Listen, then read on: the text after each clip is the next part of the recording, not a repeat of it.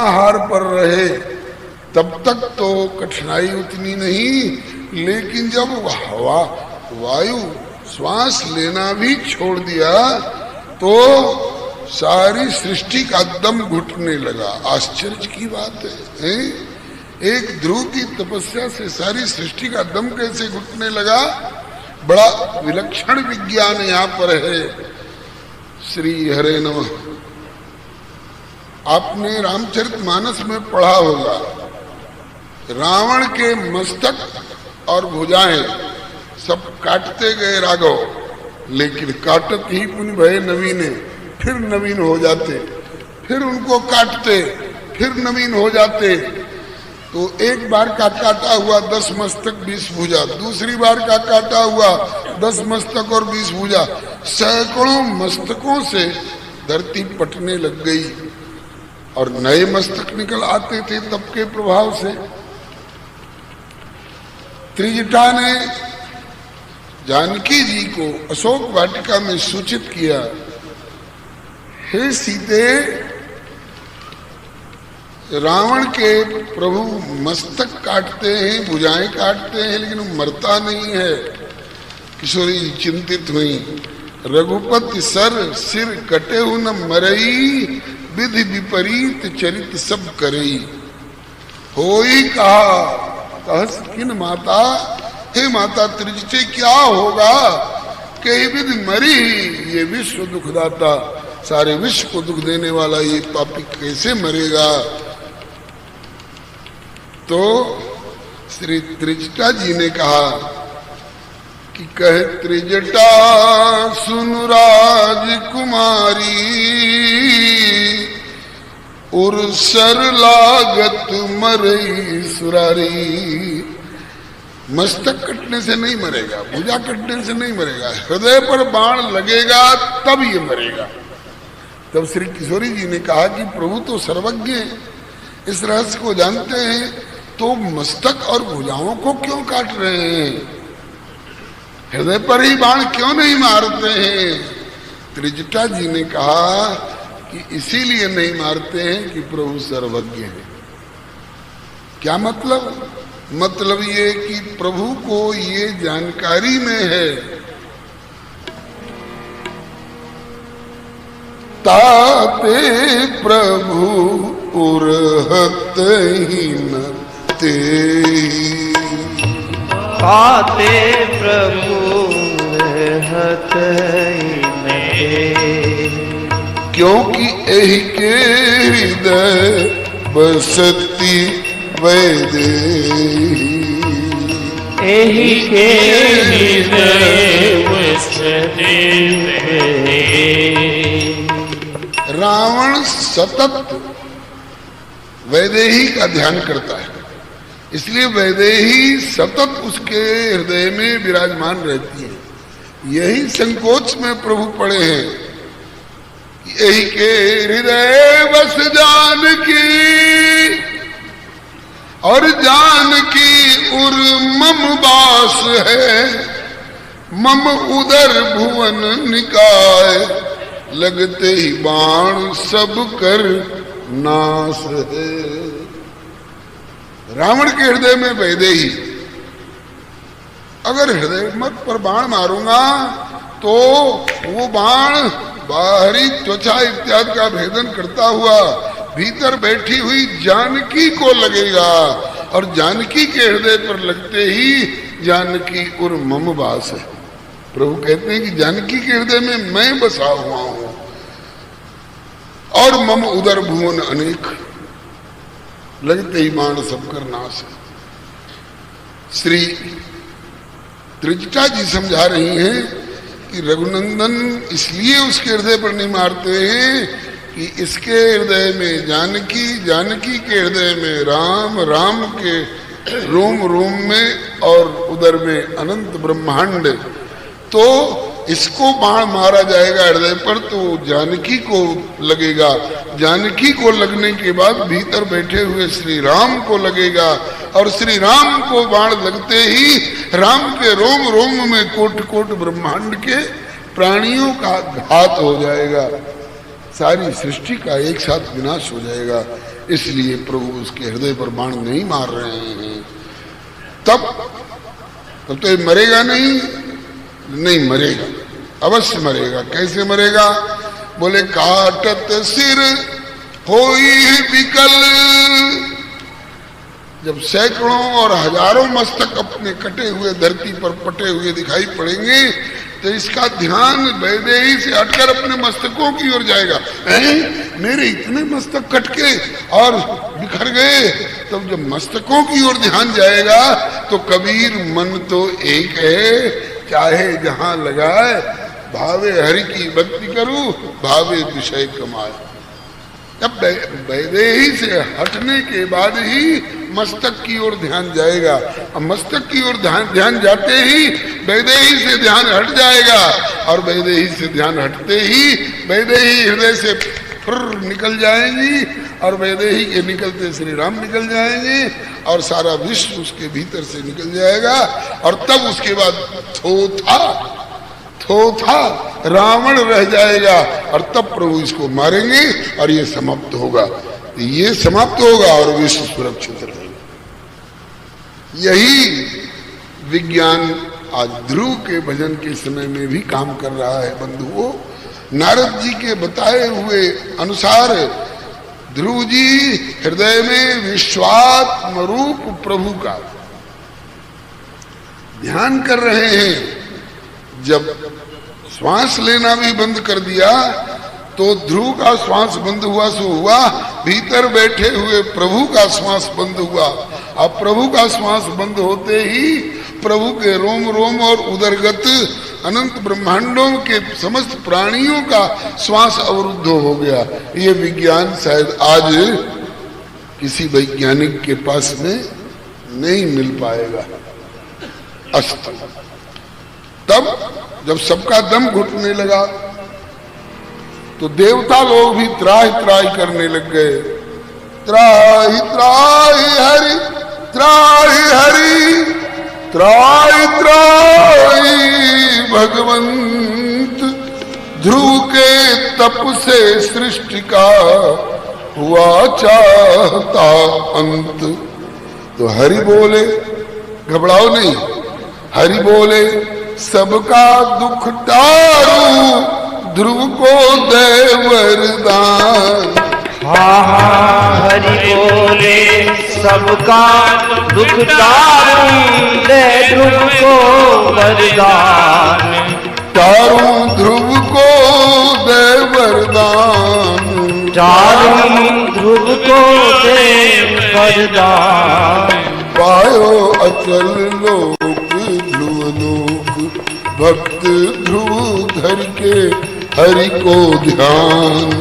पायो अचल लोक लोक, भक्त ध्रुव धर के हरि को ध्यान। भगवान ने कहा कि घबराओ मत, अभी जाता हूं ध्रुव के सामने।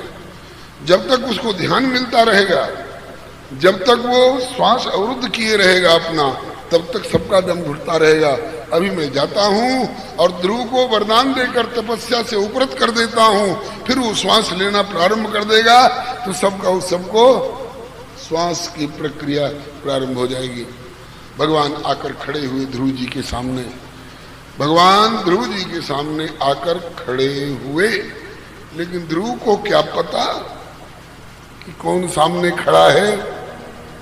ध्यान घन श्याम का दीवाना बना देता है। ध्यान घन श्याम का दीवाना बना देता है। भागे दुनिया को भी वीराना बना देता है। भागे दुनिया को भी वीराना बना देता है। समाए इश्क ने, गोस्वामी बिंदु जी का पद है, समाए इश्क ने, प्रेम नाम की एक ऐसी लौ भीतर जल पड़ी है कि समाए इश्क ने यूं दिल मेरा किया रोशन कि दीनों दुनिया को भी परवाना बना देता है। दीनों दुनिया को भी परवाना बना देता है। ये कुंभ के मेले में नहीं घूमते हैं ऐसे प्यारे प्रभु के। कोई कहे कि रे क्या यहाँ खेत में बैठे हो, क्या यहाँ बिरान में बैठे हो, चलो देखो क्या सजावट हो रही, बोले जाओ तुम जाओ। तुम नहीं जाओगे? बोले मैं नहीं जाता। क्यों? कहा कि बिहार सांवले सरकार का मेरे दिल में ही, बिहार सांवले सरकार का मेरे दिल को ही, अरे कभी गोकुल कभी बरसाना बना देता है, कभी गोकुल कभी बरसाना बना देता है, कभी गोकुल कभी बरसाना बना देता है, कभी गोकुल कभी बरसाना बना देता है, ध्यान घनश्याम का दीवाना बना देता है, ध्यान घनश्याम का दीवाना बना देता है। इनके हृदय में जब प्रभु का ध्यान प्राप्त हो रहा है तो ध्रुव आंख खोलेंगे क्यों? ध्रुव आंख नहीं खोल रहे हैं और संसार का दम घुटा जा रहा है। अंत में प्रभु को बाध्य होकर के सोचना पड़ा कि जब तक मेरा ध्यान मिलता रहेगा तब तक ये आंख खोलेगा नहीं, और जब तक आंख खोलेगा नहीं तब तक दुनिया का दम घुटता रहेगा, श्वास नहीं लेगा। तो इसलिए प्रभु ने क्या किया कि ध्रुव के भीतर वाला जो अपना ध्यान का स्वरूप उसको खींच लिया बाहर। ये तो प्रभु के हाथ की बात थी। ध्यान भीतर का स्वरूप बाहर खींच लिया प्रभु ने। एक बात और बता दूं, ध्रुव जी के यहाँ भगवान आए हैं, किस लिए आए हैं? दर्शन देने आए हैं? नहीं, भैया राजेंद्र दास जी गवाही देंगे और भी श्रीमद् भागवत के गोताखोरों से गवाही दिलवा दूंगा। श्री महाराज जी विराजमान है। ध्रुव जी को दर्शन देने नहीं आए हैं प्रभु, और भक्तों को दर्शन देने जाते होंगे, उन पर एहसान लादने जाते होंगे, लेकिन ध्रुव जी को दर्शन देने नहीं आए हैं। किस लिए आए हैं? तो लिखा है कि सहस्र शीर्षापि ततो गर्तमता मधोर वनम भृत्य दिदृक्षयागतः, भृत्य दिदृक्षयागतः। ऐसे अनोखे पंचवर्षीय लाडले अपने सेवक को, भक्त को दर्शन देने नहीं बल्कि दिदृक्षया, दिदृक्षया मैंने द्रष्टुम इच्छया, नजदीक से इस भक्त को देखने के लिए, दर्शन देने नहीं दर्शन करने आए। ऐसा भक्त कहाँ मिलता है? 5 वर्ष की उम्र में भजन में प्रवृत्त हुआ, जहाँ की इसके दादा मनु जी कहते हैं, हो इन विषय विराग भवन बसत बा चौथ पन हृदय बहुत दुख लाग, जन्म गयऊ हरि भगत बिनु। और ये 5 वर्ष की अवस्था में भजन में प्रवृत्त हुआ, और 5 वर्ष में भजन में प्रवृत्त हुआ, और अभी 6 महीना पूरा होने जा रहा है, और इतने ही दिन में मुझे बाध्य होकर के आना पड़ा। नारद जी के कथन के अनुसार, श्री सुखदेव जी के कथन के अनुसार अपने भक्त ध्रुव को दर्शन देने नहीं दर्शन करने आए हैं। प्रभु ने क्या किया कि झट अपने भीतर वाले ध्यानगत स्वरूप को बाहर खींच लिया। तो अब जैसे सुतीक्ष्ण जी मुनि अकुलाई उठा तब कैसे, विकलहीन मणि फणिवर जैसे, ऐसे ही यहाँ ध्रुव अकुलाई उठा तब कैसे, विकलहीन मणि फणिवर जैसे। ध्रुव घबरा गया बेचारा, है मेरे प्रभु कहाँ गए, मेरे हृदयेश्वर कहाँ गए। और जब आंख खोले तो क्या देखा कि जो भीतर थे वही बाहर खड़े खड़े मंद मंद मुस्कुरा रहे हैं। कुछ देर तक तो टकटकी लगा करके देखता रहा, अपलक नेत्र से। पलकों का गिरना बंद हो गया था उस समय। लगता था कि आंखों के रास्ते से पी जाएगा प्रभु को, पी जाएगा प्रभु को। अंत में ध्यान आया, अरे भगवान आए, मैंने दंडवत प्रणाम नहीं किया। तो दंडवत प्रणाम किया। प्रणाम करने के बाद फिर उठ करके खड़ा हुआ, फिर छवि माधुरी का पान करने लगा। फिर ध्यान आया, और प्रणाम तो कर लिया, स्तुति तो कुछ कर नहीं पाया। स्तुति करने की मन में आई, स्तुति करने की मन में आई, लेकिन करने नहीं आया। मन में आई कि स्तुति करूं, लेकिन स्तुति करने आया नहीं। हम लोग, हमारे माता पिता चाहे गुरु गोसैया रटा देवे बचपन में, बोलो त्वमेव माता च पिता त्वमेव, तो एक दो श्लोक भले बोल लें, लेकिन भगवान सामने खड़े हो जाएं, ब्रह्मा की बोलती बंद हो जाती है, थरथरी लग जाती है। और ये बालक कुल उम्र 5.5 वर्ष की है, अभी 5 वर्ष की उम्र में भजन में प्रवृत्त हुआ, 6 महीने भजन में लगे हैं। 5.5 वर्ष का बच्चा क्या बोलेगा? बोलना नहीं आया, बोल नहीं पाया। चाहता है कि बोलूं, स्तुति करूं, लेकिन बोल नहीं पाया। तब प्रभु ने सतम विवक्षं तद्विदं हरि ज्ञात्वास्य सर्वस्य च हृदयवस्थितः कृतांजलि ब्रह्ममयेन कंबुना पस्पर्श बालम कृपया कपोले। स्तुति चाहत करन ध्रुव किंतु करी नहीं जाए, तब कृपा सिंधु ने शंख निज दिए कपोल छुआए। ध्रुव जी के गाल से अपना वेद तत्वात्मक शंख का स्पर्श करा दिया, और शंख का कपोल से स्पर्श होते ही उस 5.5 वर्ष के बालक के अंतःकरण में वो दिव्य वाणी की स्फुरना हुई है। वेदमयी वाणी पाकर ध्रुव लगे करन गुणगान। वेदमयी वाणी पाकर ध्रुव लगे करन गुणगान। ध्रुव जी लगे करन गुणगान। ध्रुव जी लगे करन गुणगान। पायो अचल लोक ध्रुव लोक, भक्त ध्रुव धर के हरि को ध्यान। पायो अचल लोक ध्रुव लोक, भक्त ध्रुव धर के हरि को ध्यान। ध्रुव जी ने वो स्तुति की है, क्या ब्रह्मा जी ऐसी स्तुति करेंगे?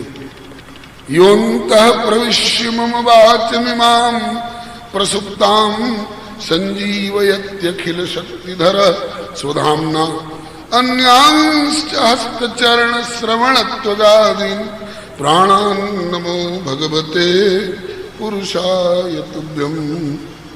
दर्शन भी कर रहे हैं, स्तुति भी कर रहे हैं। अब लगता है कि कल के लिए थोड़ा उधार अभी और रखना पड़ेगा, समय अधिक हो रहा है। आप लोगों के आवास वाले ठाकुर जी आपको याद कर रहे होंगे कि भगत लोग आएंगे तो धूप आरती करेंगे, इसलिए आज ध्रुव जी की स्तुति करने दीजिए। इसके बाद की बातें हैं बड़ी भावपूर्ण, बड़ी महत्वपूर्ण, वो कल निवेदन की जाएंगी। श्री हरे नमः। प्रताप चंद्र सिन्हा नामक एक प्रेमी ने गाया, अंधियारी कारी रात में, अंधियारी कारी रात में उजियाला हो गया।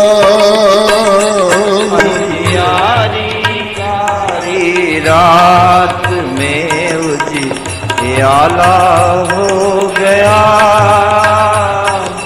बैकुंठ का रहने वाला ब्रज का ग्वाला हो गया।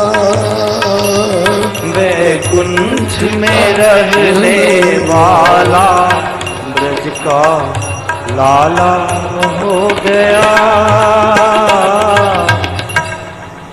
बोलो श्री वैकुंठनाथ की जय।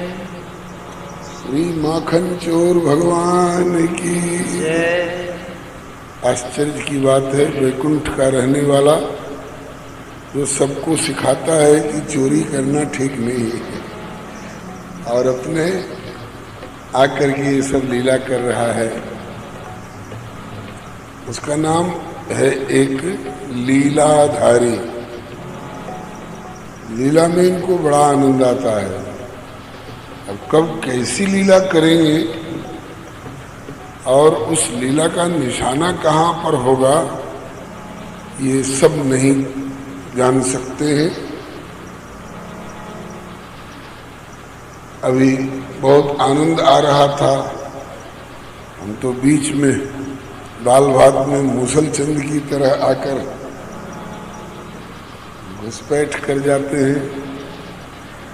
श्री हरे नमः धारावाहिक रूप में कई दिनों से श्री ध्रुव जी का चरित्र चल रहा है।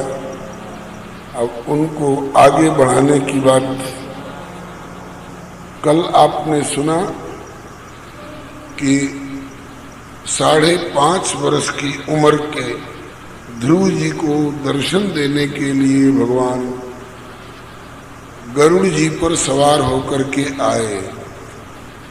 श्री सुखदेव जी कहते हैं कि दर्शन देने के लिए मत कहना, ध्रुव जैसे भक्त का दर्शन करने के लिए आए। मधोर वनम वृत्त दिदृक्षया गतः, दिदृक्षया माने द्रष्टुम इच्छया। ध्रुव जी आंखें नहीं खोल रहे थे क्योंकि हृदय में प्रभु का साक्षात्कार हो रहा था ध्यानगत स्वरूप से। प्रभु ने ध्यानगत स्वरूप बाहर खींच लिया। ध्रुव जी ने आंख खोली, देखा जो भीतर थे वही बाहर खड़े। भीतर वाले से ज्यादा मधुर लगते हैं बाहर वाले। वो भीतर वाले सबके भीतर बैठे थे, बैठे हैं और बैठे रहेंगे, लेकिन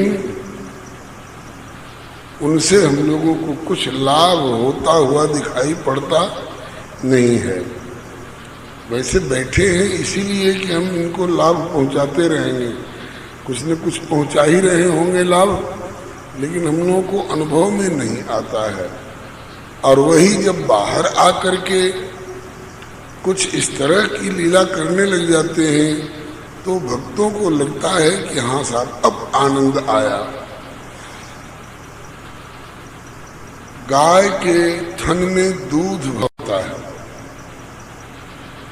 कोई गाय बीमार पड़ गई, वैद्य ने बताया कि इसे छाछ पिलाई जाए तो इसको लाभ हो जाएगा।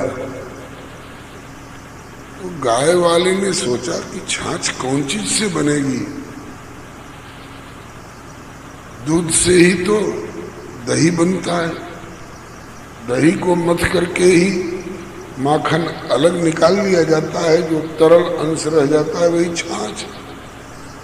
तो ये सब गाय से ही प्रकट होते हैं। तो हम रोज गाय का दूध निकाल लिया करते थे, इसलिए गैया को फायदा नहीं करता था।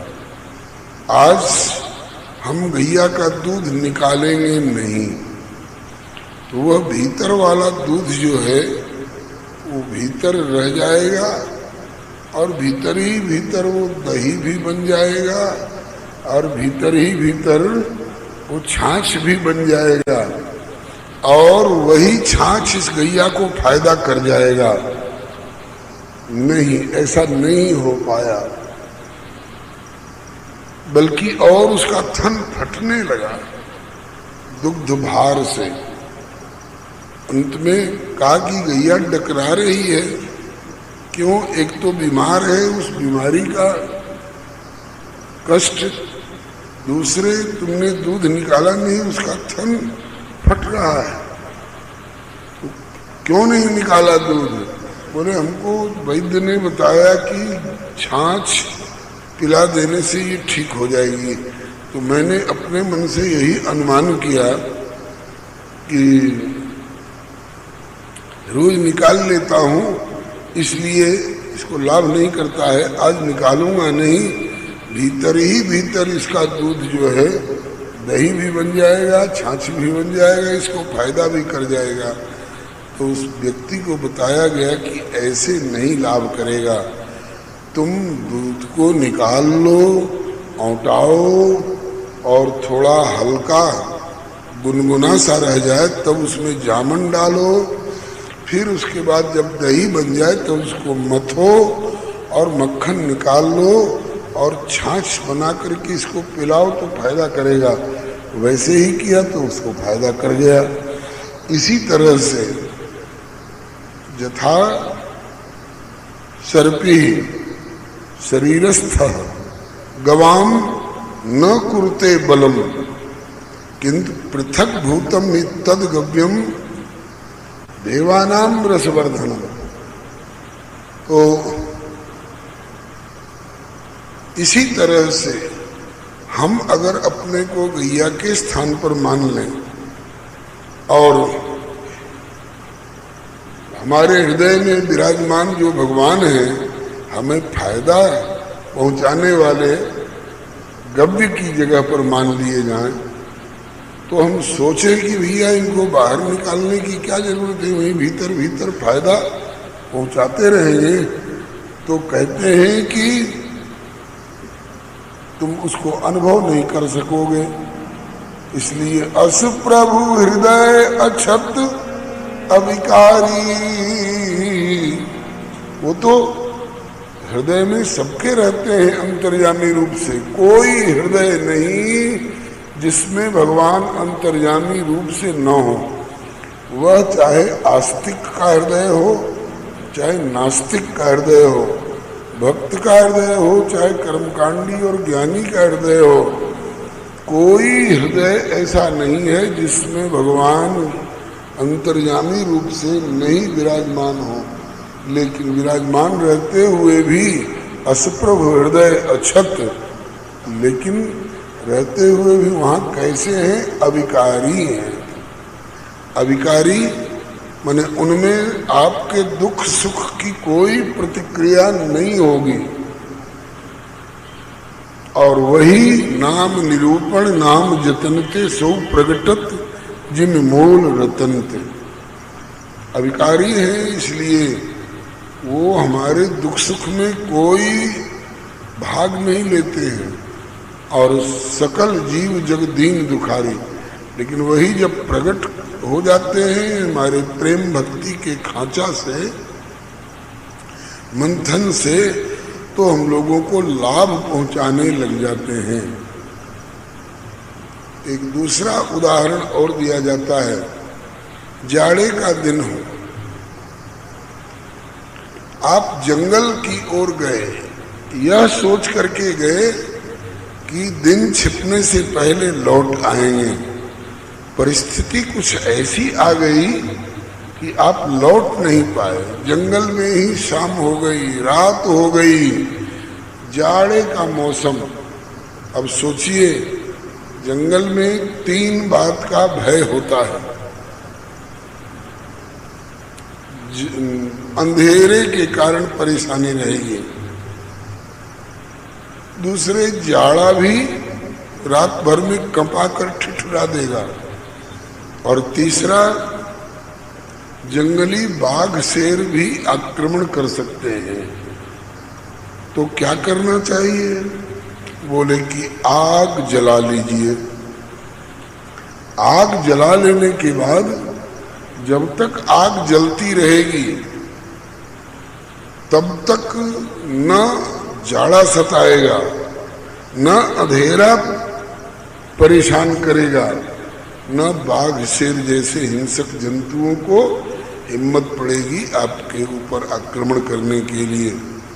आगे श्रीमद् भागवत जी के 11 स्कंद में यह श्लोक आया है, यथोपस्त्रय मानस्य भगवंतम विभावसुम शीतम भयम तमोप्येति साधून संसेवतस्तथा। जैसे एक ही आग जाड़ा भी भगा देती है, अंधकार को भी दूर कर देती है और हिंसक जंतुओं का भय भी दूर कर देती है। आग जला करके जंगल में निश्चिंत हो जाना चाहिए। तो कहते हैं कि आग आएगी कहां से? गया आग तेरी जेब में है यार, आग तेरी जेब में है। मेरी जेब में रहती तो मैं जल नहीं जाता आग से, मेरी जेब जल नहीं गई होती अब तक। बोले है, लेकिन न तुमको जला रही है, न ठंड भगा रही है, न